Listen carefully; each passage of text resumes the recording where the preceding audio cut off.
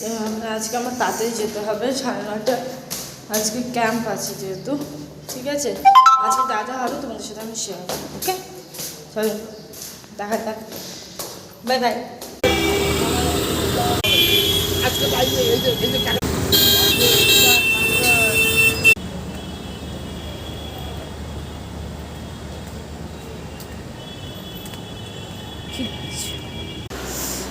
বাবা এই অনেকক্ষণ আগেই এসেছি, 9টার সময়।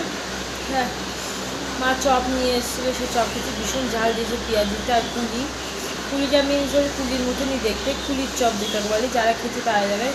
কুলির ভিতরে পেঁয়াজ থাকে আর আর নারকেল থাকে। হ্যাঁ, নারকেল কুচি কুচি করে দেওয়া,